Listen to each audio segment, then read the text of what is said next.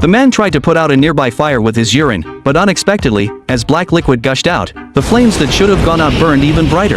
Ethan was stunned and quickly rushed to the hospital for a checkup. He never expected that what he was urinating was actually crude oil. While he was still confused, the doctor called two strong men who, without a word, locked him in a car. It turned out they were taking Ethan for a human dissection. Suddenly, Ethan had to pee during the trip.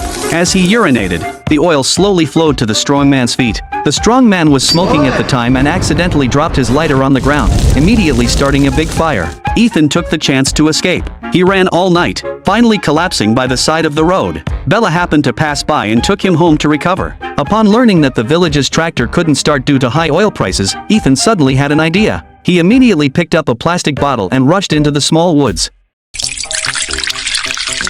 Then, to everyone's surprised gaze, he poured all his urine into the fuel tank. The next second, something magical happened. The tractor, which had been abandoned for years, actually started. The village chief realized that Ethan was urinating crude oil and immediately smelled a business opportunity. So he immediately kept Ethan and gave him a position as the head of the energy department. Ethan was very happy because his job was very simple. He just needed to drink water and urinate continuously every day. And so, thanks to Ethan's efforts, the village resumed normal production. But the village chief wasn't satisfied and hoped Ethan could increase oil production. Although it was a bit difficult, Ethan agreed. However, as he was working hard, Ethan accidentally saw oil on the ground. He followed the traces to a warehouse and found that it was full of oil, and all the barrels were labeled with buyers' names. Ethan immediately understood everything and quickly ran to confront the village chief. But the village chief tied him up and forced him to continue producing oil. Ethan would rather die than give in. But after less than 2 days, he felt like his bladder was going to explode.